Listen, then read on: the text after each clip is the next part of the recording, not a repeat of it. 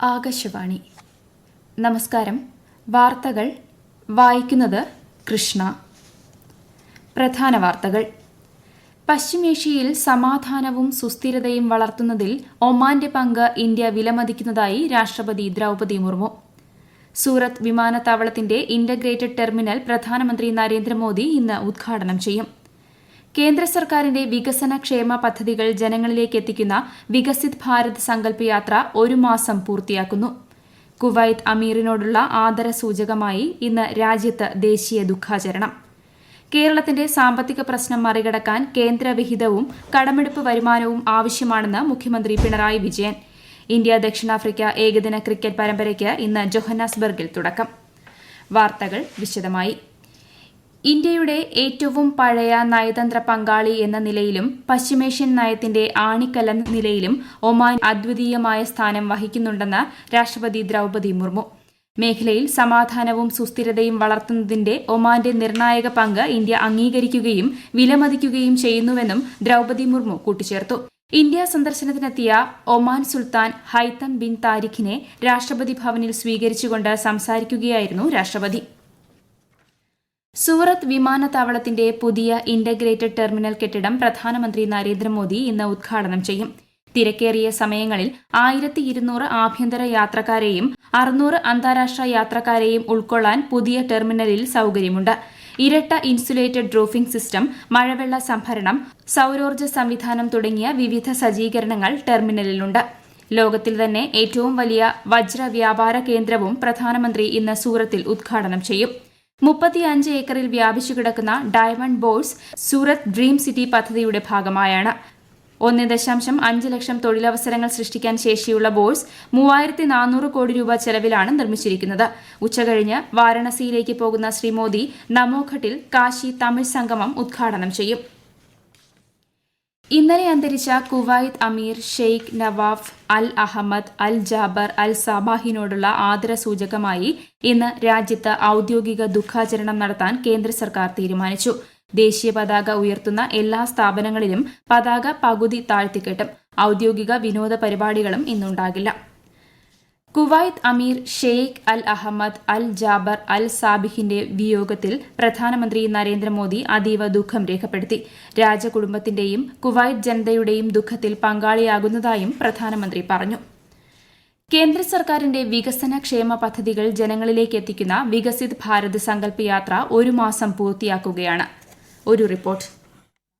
കഴിഞ്ഞ മാസം 15 ആരംഭിച്ച വികസിത് ഭാരത് സങ്കല്പ് യാത്രയിൽ രാജ്യത്തെ 68,000 ഗ്രാമപഞ്ചായത്തുകളിലായി 2.5 കോടിയിലധികം പൌരന്മാർ പങ്കെടുത്തു. നവംബർ 15 ജാർഖണ്ഡിലെ ഖുന്തിയിലാണ് പ്രധാനമന്ത്രി നരേന്ദ്രമോദി വികസിത് ഭാരത് സങ്കല്പ് യാത്ര ഫ്ളാഗ് ഓഫ് ചെയ്തത്.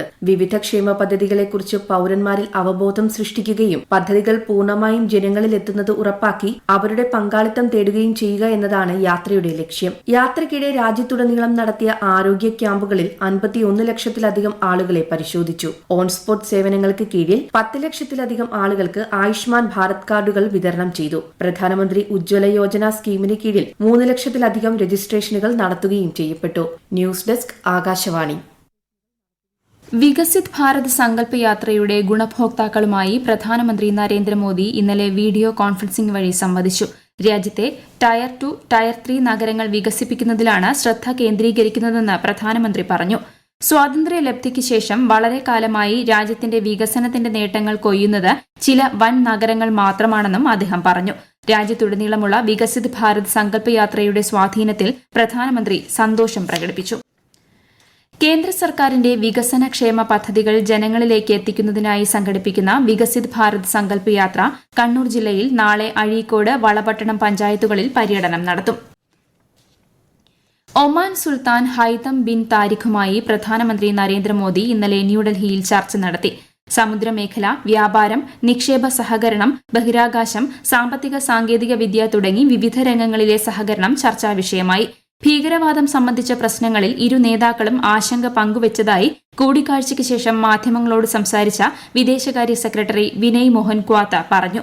ഊർജ്ജ സുരക്ഷ, പ്രത്യേകിച്ച് ഹരിത ഊർജ്ജ മേഖലയിൽ സഹകരണത്തിന്റെ സാധ്യമായ ഘടകങ്ങളും ഇരു നേതാക്കളും ചർച്ച ചെയ്തു.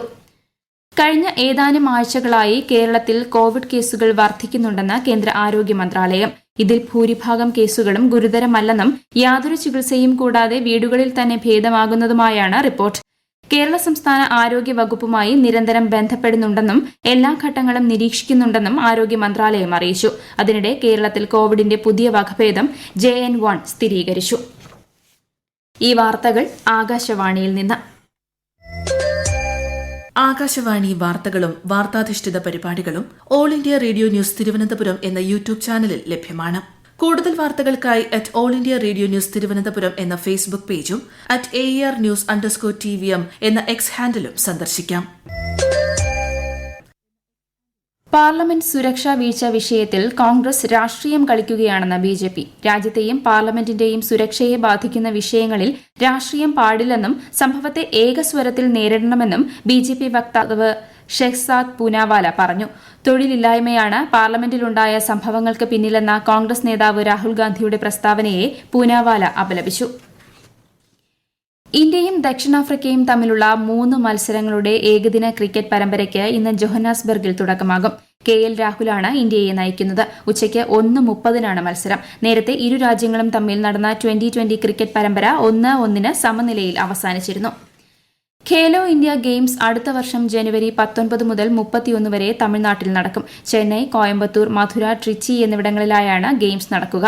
27 കായിക ഇനങ്ങളിലായി 5000-ലധികം താരങ്ങൾ പങ്കെടുക്കുന്ന ഖേലോ ഇന്ത്യ ഗെയിംസിൽ പുതുതായി സ്ക്വാഷും ഉൾപ്പെടുത്തും. കാലാനുസൃതമായ പുരോഗതിക്കായുള്ള ആശയ രൂപീകരണമാണ് നവകേരള സദസ്സിലൂടെ ലക്ഷ്യം വയ്ക്കുന്നതെന്ന് മുഖ്യമന്ത്രി പിണറായി വിജയൻ. ഇന്നലെ വൈകിട്ട് തിരുവല്ലയിൽ നവകേരള സദസ്സ് യോഗത്തിൽ സംസാരിക്കുകയായിരുന്നു അദ്ദേഹം. സംസ്ഥാനം നേരിടുന്ന സാമ്പത്തിക പ്രശ്നം സാധാരണമല്ലെന്ന് പറഞ്ഞ മുഖ്യമന്ത്രി കേരളത്തിന്റെ തനത് വരുമാനം 41% വർദ്ധിച്ചതായും എന്നാൽ ഈ വരുമാനം കൊണ്ട് മാത്രം മുന്നോട്ടു പോകാൻ കഴിയില്ലെന്നും സൂചിപ്പിച്ചു. കേന്ദ്രവിഹിതവും കടമെടുപ്പിലൂടെ ലഭിക്കുന്ന വരുമാനവും ആവശ്യമാണെന്നും മുഖ്യമന്ത്രി പറഞ്ഞു. നവകേരള സദസ്സിന്റെ ഭാഗമായി ഇന്ന് പത്തനംതിട്ട സെന്റ് സ്റ്റീഫൻസ് ഓഡിറ്റോറിയത്തിൽ പ്രഭാത യോഗവും തുടർന്ന് ജില്ലാ സ്റ്റേഡിയത്തിൽ ബഹുജന സദസ്സും നടക്കും. റാന്നി, കോന്നി, അടൂർ മണ്ഡലങ്ങളിലെ യോഗങ്ങളിലും ഇന്ന് മുഖ്യമന്ത്രിയും മന്ത്രിമാരും സംബന്ധിക്കുന്നുണ്ട്. SFI പ്രതിഷേധത്തിനിടെ കേരള ഗവർണർ ആരിഫ് മുഹമ്മദ് ഖാൻ ഇന്നലെ വൈകിട്ട് കാലിക്കറ്റ് സർവകലാശാല ഗസ്റ്റ് ഹൌസിലെത്തി. ഗവർണർ നടത്തുന്ന സർവകലാശാല സെനറ്റ് നിയമനങ്ങളെ ചോദ്യം ചെയ്താണ് SFI പ്രതിഷേധം സംഘടിപ്പിച്ചത്. പ്രതിഷേധം കണക്കിലെടുത്ത് സർവകലാശാല ക്യാമ്പസിൽ വൻ പോലീസ് സന്നാഹം നിലയുറപ്പിച്ചിരുന്നു. സമരക്കാരെ പോലീസ് അറസ്റ്റ് ചെയ്തു നീക്കി. സംസ്ഥാനം അഭിമുഖീകരിക്കുന്ന സാമ്പത്തിക പ്രതിസന്ധിയിൽ നിന്ന് ശ്രദ്ധ തിരിക്കാനാണ് മുഖ്യമന്ത്രി പിണറായി വിജയൻ പ്രതിഷേധക്കാരെ പറഞ്ഞുവിടുന്നതെന്ന് ഗസ്റ്റ് ഹൌസിൽ മാധ്യമപ്രവർത്തകരോട് സംസാരിക്കവെ ഗവർണർ പറഞ്ഞു. നിയമന വിഷയം ചോദ്യം ചെയ്യാൻ SFIക്ക് അവകാശമില്ലെന്നും ഗവർണറുടെ വിവേചനാധികാരമാണ് താൻ ഉപയോഗിക്കുന്നതെന്നും ഗവർണർ വ്യക്തമാക്കി. സൌദിയിലെ ഇന്ത്യൻ എംബസി ഇന്നലെ വീർ യോധ സമ്മാൻ ദിവസ് ആചരിച്ചു. സർദാർ വല്ലഭ്ഭായ് പട്ടേലിന്റെ ചരമദിനവും ആചരിച്ചു. 1971 ഇന്ത്യൻ സേന പാകിസ്ഥാനുമേൽ നേടിയ വിജയത്തിന്റെ സ്മരണാർത്ഥമാണ് ഇന്നലെ വിജയ് ദിവസ് ആഘോഷിച്ചത്. കേരളത്തിൽ നാളെ വരെ ഒറ്റപ്പെട്ട ഇടങ്ങളിൽ ശക്തമായ മഴയ്ക്ക് സാധ്യതയെന്ന് കേന്ദ്ര കാലാവസ്ഥാ വകുപ്പിന്റെ മുന്നറിയിപ്പ്. തിരുവനന്തപുരം ജില്ലയിൽ ഇന്ന് ഓറഞ്ച് ജാഗ്രത പ്രഖ്യാപിച്ചിട്ടുണ്ട്. മോശം കാലാവസ്ഥയെ തുടർന്ന് കേരള ലക്ഷദ്വീപ് തീരങ്ങളിൽ മത്സ്യബന്ധനത്തിന് പോകാൻ പാടില്ലെന്നും നിർദ്ദേശമുണ്ട്. സൈഫർ കേസിൽ പാകിസ്ഥാൻ മുൻ പ്രധാനമന്ത്രി ഇമ്രാൻഖാനെയും വിദേശകാര്യമന്ത്രി ഷാ മെഹമൂദ് ഖുറേഷിയെയും സ്വകാര്യ വിചാരണ നടത്താനുള്ള പ്രത്യേക കോടതി തീരുമാനത്തിനെതിരെ പാകിസ്ഥാൻ തെഹ്രീക്ക്-ഇ-ഇൻസാഫ് രംഗത്തെത്തി. പാകിസ്ഥാൻ നീതി വ്യവസ്ഥ പരിഹാസ്യമായി മാറിയതായും മാധ്യമങ്ങളെപ്പോലും അനുവദിക്കാതെയുള്ള വിചാരണയെ വിമർശിച്ച് പാർട്ടി സമൂഹമാധ്യമത്തിൽ കുറിച്ചു. പ്രത്യേക കോടതി തീരുമാനം ഇസ്ലാമാബാദ് ഹൈക്കോടതിയിൽ ചോദ്യം ചെയ്യുമെന്നും തെഹ്രീക്ക്-ഇ-ഇൻസാഫ് അറിയിച്ചു. ഓസ്ട്രേലിയൻ പവിഴപ്പുറ്റുകൾ നാശത്തിന്റെ വക്കിലെന്ന റിപ്പോർട്ട്. സമുദ്രോപരിതലം ഉയരുന്നതുൾപ്പെടെയുള്ള നിരവധി പ്രശ്നങ്ങളാണ് പവിഴപ്പുറ്റുകളുടെ നാശത്തിന് കാരണമാകുന്നതെന്നാണ് പഠനം. 56 ദ്വീപുകളെ വിശകലനം ചെയ്താണ് പഠനം തയ്യാറാക്കിയത്. വടക്കു പടിഞ്ഞാറൻ മേഖലയിലാണ് കൂടുതൽ വെല്ലുവിളികളെന്ന് സയൻസ് ഓഫ് ടോട്ടൽ എൻവയോൺമെന്റ് ജേണലിൽ പ്രസിദ്ധീകരിച്ച പഠനത്തിൽ വ്യക്തമാക്കുന്നു. പ്രധാന വാർത്തകൾ വീണ്ടും. പശ്ചിമേഷ്യയിൽ സമാധാനവും സുസ്ഥിരതയും വളർത്തുന്നതിൽ ഒമാന്റെ പങ്ക് ഇന്ത്യ വിലമതിക്കുന്നതായി രാഷ്ട്രപതി ദ്രൌപദി മുർമു. സൂറത്ത് വിമാനത്താവളത്തിന്റെ ഇന്റഗ്രേറ്റഡ് ടെർമിനൽ പ്രധാനമന്ത്രി നരേന്ദ്രമോദി ഇന്ന് ഉദ്ഘാടനം ചെയ്യും. കേന്ദ്ര സർക്കാരിന്റെ വികസന ക്ഷേമ പദ്ധതികൾ ജനങ്ങളിലേക്ക് എത്തിക്കുന്ന വികസിത് ഭാരത് സങ്കല്പ് യാത്ര 1 മാസം പൂർത്തിയാക്കുന്നു. കുവൈത്ത് അമീറിനോടുള്ള ആദരസൂചകമായി ഇന്ന് രാജ്യത്ത് ദേശീയ ദുഃഖാചരണം.